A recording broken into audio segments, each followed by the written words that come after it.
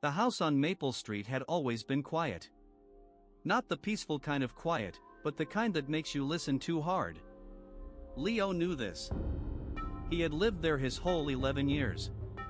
Tonight, the silence was different. It had weight. It pressed against his ears like cotton. His mother had kissed him goodnight 2 hours ago, but sleep refused to come. The clock on his wall ticked with a rhythm that felt wrong. Too slow. Too deliberate.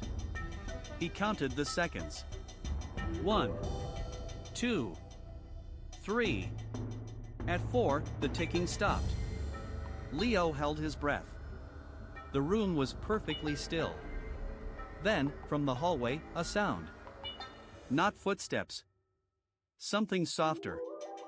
The sound of bearskin sliding against the wall. Slow.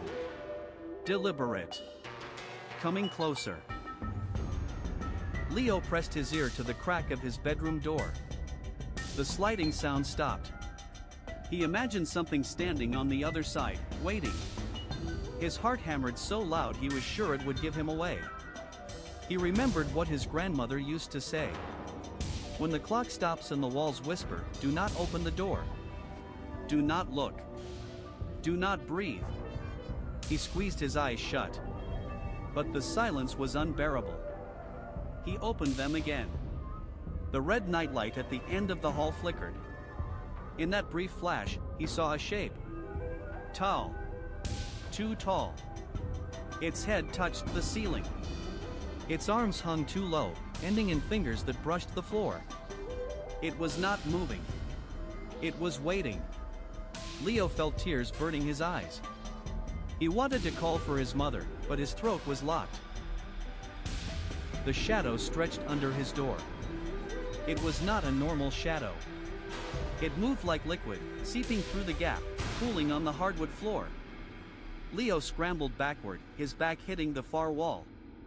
The shadow grew. It rose. It took the shape of a man, but wrong. Shoulders too wide.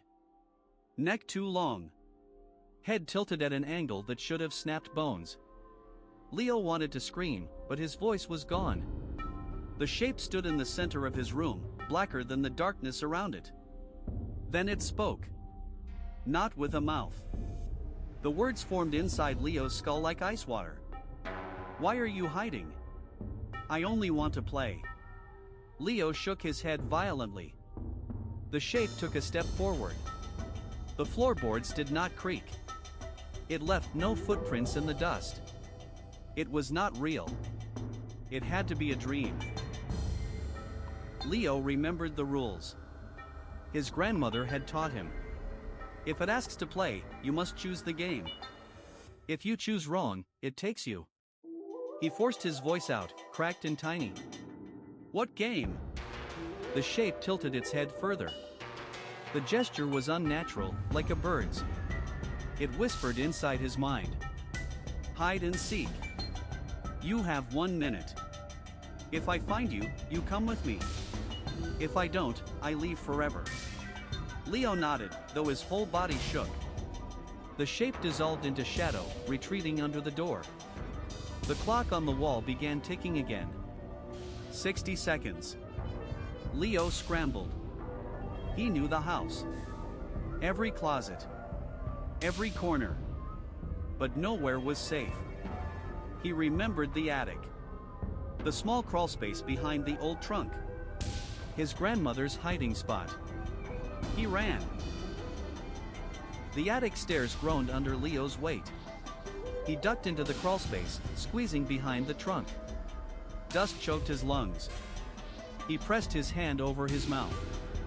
The minute was almost up. He heard the shape moving below. Not footsteps. A wet, sliding sound. It knew where he was. It was toying with him. The clock in his room struck the hour. 1 chime. The sound stopped. Leo waited. Nothing. He counted to 30. Still nothing. He dared to breathe. Slowly, he crawled out from behind the trunk. The attic was empty. The house was silent. He crept down the stairs. His bedroom door was open. The shadow was gone. He felt a surge of relief. Then he saw his bed. On the pillow lay a single object. A small, old photograph. His grandmother's face stared up at him. On the back, written in faded ink, one sentence. "You should have stayed hidden." Leo's heart hammered against his ribs. The wet sliding sound stopped directly beneath him. He held his breath until his lungs burned. A long, silent pause stretched into an eternity. Then, from the floor below, a voice like dry leaves scraping concrete spoke. It said, "I found you." Leo's blood ran cold. But the rules were clear. The game wasn't over until the minute ended. He counted in his head, 1 Mississippi, 2 Mississippi. The shape began to climb the attic stairs, each groan of the would a death sentence. Desperation clawed at Leo's mind. He remembered his grandmother's other rule. If you cannot win the game, change the game. He fumbled in his pocket, his fingers closing around a worn photograph. It was her, his grandmother, on the day she taught him the rules. He pressed the photo to his chest and whispered the words she had made him memorize. "I call a truce." The shape stopped climbing. The air grew still and cold. A long, hissing sigh echoed through the house, like steam escaping a pipe. The shape spoke again, its voice filled with ancient amusement. "A clever move, little one. But a truce has a price." "What price?" Leo's voice was barely a whisper. The shape pointed a long, dark finger at the photograph. "A memory," it said. "One memory of hers. I will take it, and you will never remember it again." Leo looked at the photo. His grandmother's face. He thought of her laughter, her stories, the smell of her kitchen. He could not lose a single piece of her. But the shape was waiting. The minute was almost up. He had to choose.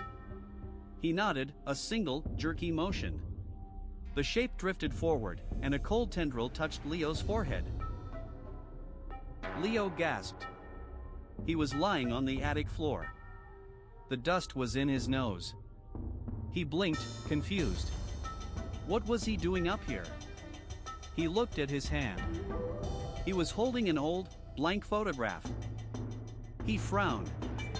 There was a strange, hollow feeling in his chest, like a word he could almost remember but couldn't quite grasp. The house was quiet. The shadow was gone. He crawled out of the attic, his mind a fog. He went downstairs, sat at the kitchen table, and stared at the blank photo. He felt a deep, aching loss, but he did not know why. The sun was warm on his face, but Leo felt cold. He traced the edge of the photograph. He knew it was important. He knew he had lost something. A single drop of water landed on the table in front of him, dark and thick. He looked up. The ceiling was dry. Another drop fell. Then another. They formed a small, dark pool on the wooden table. The pool began to move, to stretch, to take a shape. A small, shadowy hand reached out from the puddle. A tiny, childlike voice whispered from the water. "The game isn't over, Leo. It's my turn to choose." Leo stared at the drop of water. It was thick, dark, like oil. He looked up at the ceiling. It was dry. No cracks. No stains. The drop had come from nowhere. He touched it with his fingertip. It was cold. Colder than anything he had ever felt. The photograph in his other hand felt warm. He looked at the blank surface again. He could almost see something moving inside it. A shape. A face. His grandmother's face. But it was gone before he could focus. He felt a pull, like a string attached to his chest, leading somewhere deep inside the house. The pull was strong. Leo stood up. His legs moved without his permission. He walked to the attic stairs. The wood groaned under his weight. The light at the bottom flickered. He took a step down. Then another. The photograph in his hand grew warmer. The air grew colder. He reached the bottom. The hallway was dark. The door to his grandmother's room was open. He had never gone in there. Not since she died. But now he walked toward it. The pole was a rope, and he was being reeled in. He stopped at the doorway. The room was dark. But he could see something. A faint glow. Coming from the old mirror on her dresser. The glow pulsed. Like a heartbeat. Leo stepped into the room. The floorboards were cold. The air smelled of lavender and dust. He walked to the dresser. The mirror showed his reflection. But it was wrong. His reflection was older. Tired. There were dark circles under its eyes. And it was holding something. A photograph. Leo looked down at his own hand. It was empty. He looked back at the mirror. His reflection smiled. A slow, sad smile. Then it raised the photograph and pressed it against the glass from the other side. The photograph in Leo's other hand, the blank one, started to burn. He dropped it. It landed face down on the dresser. The burning stopped. The photograph lay still. Leo reached out. He turned it over. The blank surface was gone. Now there was an image. A woman. Young. Dark hair. Sad eyes. She was standing in a garden. Leo did not recognize her. But his heart ached. He knew her. He knew her name. It was on the tip of his tongue. But it would not come. He looked at the mirror. His reflection was normal now. Just him. Tired and scared. He looked back at the photograph. The woman's eyes were wet. A single tear ran down her cheek in the image. He touched it. His finger came away wet. The tear was real. He felt a hand on his shoulder. Cold. He did not turn around. The hand was cold. It pressed down. Leo could not move. He could only stare at the photograph. The woman in it looked at him. Her lips moved. She said something. He could not hear her. But he understood. She was his grandmother. Young. Before she was his grandmother. Before she forgot. The shape behind him leaned close. Its voice was a whisper in his ear. The memory is mine now. Leo looked at the mirror. In it, he saw the shape. Tall. Dark. Its hand on his shoulder. And in the reflection, the shape had a face. It was the woman from the photograph. But older. Tired. Her eyes were empty. She smiled. A hollow smile. She said, "I am what she forgot. I am what you took." Leo felt the photograph grow heavy. It was pulling him in. The room started to spin. Dead. The hand released him. Leo gasped, stumbling back. The photograph fell to the floor. He bent to pick it up. The woman's eyes were still sad. But now there was a faint smile. He traced her face with his finger. The paper was warm. Alive. He heard a whisper. Not from the room. From inside his head. Her name. Clara. He did not know how he knew. But he did. Leo looked at the mirror again. His reflection was still older. But now the eyes were different. They were her eyes. Sad. Knowing.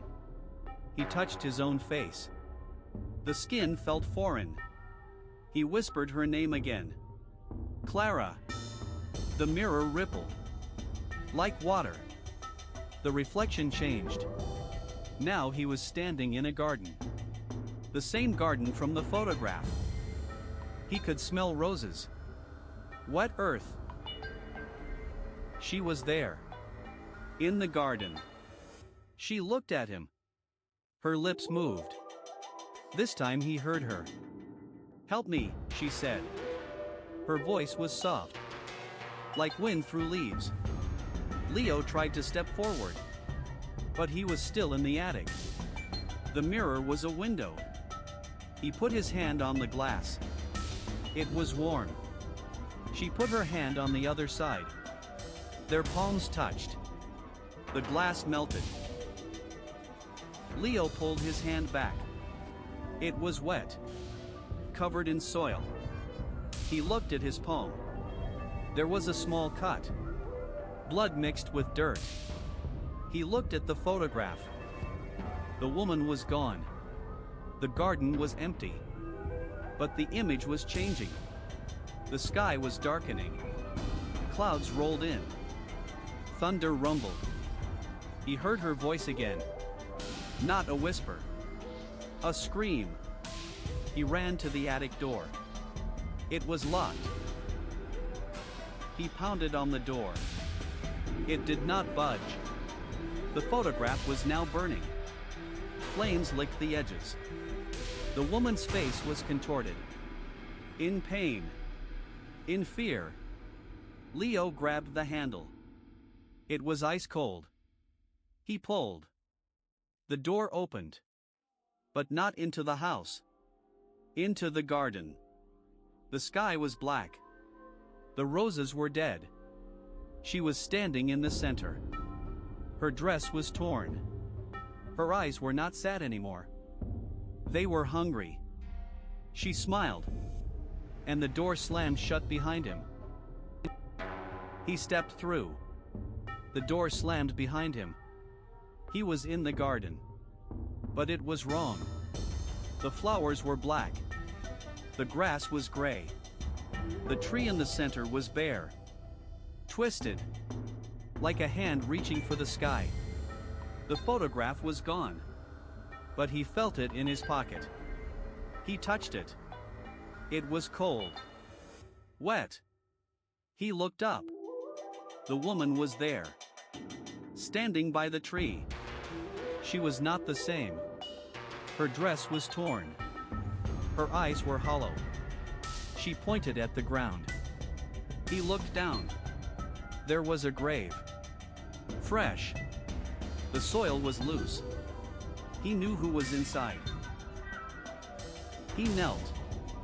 He did not want to, but his body obeyed. The woman's voice came from behind. Soft, like before, but now it had an edge. "You should not have come," she said.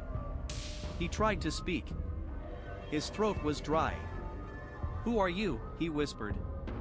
She did not answer. Instead, she walked past him. Her feet did not touch the ground. She stopped at the grave. She looked down. "He is still waiting," she said. "For what?" Leo asked. "For you to finish it," she replied. The soil began to move. Something was pushing up from below. A hand. Pale. Small. A child's hand. He wanted to run. But he could not. The hand grasped the air. Then another hand appeared. Then a face. A boy. No older than 7. His eyes were closed. His skin was white. Leo gasped. He knew that face. It was his own. From a photograph his mother kept. The one he had never seen. The boy climbed out of the grave. He stood. He opened his eyes. They were black. Empty. He looked at Leo. "You left me," the boy said. His voice was Leo's voice. But younger. Higher. "You left me here," the boy repeated. Leo shook his head. "I don't understand." The woman stepped closer. "You were supposed to stay," she said. "You chose to go." Leo's mind raced. He remembered the accident. The car. The bridge. The water. He was 6. He had almost died. But he had survived. His brother had not. He had forgotten. Buried it. The photograph was not of a stranger. It was of him. And his twin. The one who drowned. The woman was their mother. She had stayed. In the garden. In the mirror. In the photograph. Waiting for him to return. But he had built a life. A wall. He had locked the door. Now he had opened it. The boy stepped forward. His hand touched Leo's cheek. It was cold. "You have to stay now," the boy said. "We are the same." Leo felt the cold spread from the boy's fingers. Into his skin. Into his bones. He looked at the woman. She was crying. But her tears were black. "I am sorry," she said. "I did not want this. But you opened the door. Now you must close it." From the inside. The ground cracked. The tree split. The sky collapsed into a single point of light. Then darkness. Leo woke up. He was in the attic. The mirror was shattered. The photograph was ash. His hand was clean. No cut. No soil. But on the floor, there was a small footprint. In dust. A child's footprint. Leading to the door. Which was now open. He heard a voice. From downstairs. "Leo," it said. "Come play with me." Leo's breath caught. The boy's hand was cold, like winter water. He pulled back, but the fingers held. The woman's voice was a whisper. "You must go inside." "Inside where?" Leo asked. The boy opened his eyes. They were white. No iris. No pupil. Just white. The woman pointed to the wall. There was no door. But the boy's hand began to sink into the wallpaper, pulling Leo with him. He tried to scream. No sound came. The wall swallowed him. He fell. Not down. Sideways. Colors blurred. Red. Blue. Black. Then silence. He was standing in a hallway. Long, narrow. Doors on both sides. The boy was gone. But Leo heard a voice. From behind one door. A child's voice. Singing. He knew the song. His mother used to sing it. He walked. His feet made no sound. The singing grew louder. Then stopped. A door creaked open. By itself. Inside, the room was flooded. But the water was not wet. It was cold air. Thick. Like walking through fog. In the center, a car. Old. Rusted. The same model from the accident. Leo's chest tightened. The back door opened. A small hand waved. "Come," the boy said. Leo stepped closer. The water air rose to his knees. Then his waist. He looked down. He was sinking. But the boy smiled. "Don't be scared. I've been waiting." Leo looked into the boy's white eyes. He saw nothing. Then everything. Memories. Not his own. The boy's. Falling. Cold. Darkness. Then nothing. "I died," the boy said. "But you lived." "I was angry. Now I am tired." Leo felt tears on his face. "I'm sorry," he whispered. The boy shook his head. "Don't be. Just help me. The woman. She is my mother. She kept me here. In this place. She cannot let go. Leo understood. The room trembled. The woman's voice echoed. No. You cannot take him. He is mine. The boy grabbed Leo's hand. We have to go. Now. How? Leo asked. The boy pointed to the mirror. Break it. Leo picked up a stone from the floor. Heavier than it looked. He swung. The glass shattered. Light poured in. The woman screamed. Then silence. Leo opened his eyes. He was back in the attic. The boy was gone. But on the floor, a photograph. 2 boys. Smiling. He swung the stone. The mirror shattered into 1,000 pieces. Light exploded outward. The woman screamed, her voice fading like a radio losing signal. The room dissolved. Water, cold air, rust all gone. Leo stood in a white void. The boy stood beside him. The boy smiled. It was the first real smile Leo had seen. You did it, the boy said. You broke the mirror. But what happens now? Leo asked. The boy pointed ahead. A door appeared. Wooden. Old. Warm light seeped through its cracks. That's where you go, the boy said. And you? Leo asked. The boy looked down at his own hands. They were becoming transparent. I stay here, the boy said. But it's okay. I'm not angry anymore. Leo knelt down. I'm sorry I couldn't save you. The boy touched Leo's cheek. His fingers were cold, but gentle. You saved me now. Go. Live for both of us. Leo stepped through the door. Warmth hit his skin. Grass beneath his feet. Sky above, blue and endless. A woman stood 20 feet away.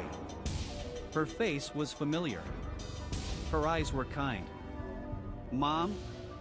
Leo whispered. She smiled. Tears streamed down her face. She opened her arms. Leo ran. He crashed into her. She held him tight. I thought I lost you, she said. I thought I lost you forever. Leo sobbed into her shoulder. I saw him, he said. I saw the boy. She pulled back, confused. What boy? Leo turned to look behind him. The door was gone. But in the distance, a small figure stood on a hill. The boy waved once. Then he turned into light. The light rose into the sky. It joined the sun. Leo felt a warmth inside his chest. A weight lifting. A forgiveness given. He looked at his mother. She was real. She was here. He was home. 3 months later. Leo sat in his mother's kitchen. Coffee steam curled into the morning light. A photo hung on the wall. A boy. 8 years old. Dark hair. Big smile. Leo's brother. The one he never knew. His mother had kept the secret for 30 years. She told Leo everything that day. The accident. The guilt. The way she buried her grief in silence. Leo listened. He didn't get angry. He understood. We carry them with us, Leo said. Whether we want to or not. His mother wiped her eyes. Do you see him still? She asked. Leo looked at the empty chair beside him. A faint shimmer in the air. A small hand resting on the table. Not see, Leo said. Feel. He's here. He always was. The shimmer faded. The chair was empty again. But the room felt full. Full of love. full of peace, full of forgiveness. The beach was empty. Sunset painted the sky in shades of gold and rose. Leo walked to the water's edge. He held a small stone in his hand. Smooth, white, the same kind the boy had used to draw in the dust. Leo knelt. He placed the stone on the wet sand. He traced a circle around it. Then a smile. A simple face. A final goodbye. The tide came in. The water washed the drawing away. But Leo didn't feel sadness. He felt release. He stood up. The wind carried a whisper. "Thank you." Leo smiled. "Thank you," he said back. He turned and walked away. He didn't look back. The sun dipped below the horizon. Stars appeared. One star shone brighter than the rest. Leo looked up at it. He felt a warmth in his chest. A hand on his shoulder. Not cold anymore. Warm. Real. He touched his own shoulder. The warmth stayed. He walked home. A new man. A man who had faced the past. A man who had made peace with the dead. A man who could finally live. Night. Porch. Crickets. Leo sat in a wooden chair. A glass of water on the railing. He looked at the stars. One star pulsed like a heartbeat. Leo raised the glass. "To you," he said. He drank. The water was cold. Clean. Alive. He set the glass down. The reflection in the water rippled. A boy's face appeared. Smiling. Then gone. Leo didn't flinch. He smiled too. He leaned back. The night air wrapped around him like a blanket. He thought about the journey. The fog. The room.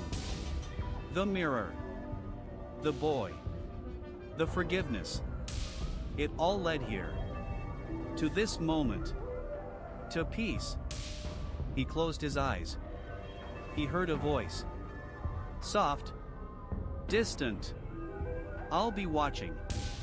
Leo opened his eyes. He looked at the star. It blinked. He laughed. A real laugh. Full. Loud. Free. The story was over. But the love remained. And that was enough. That was everything.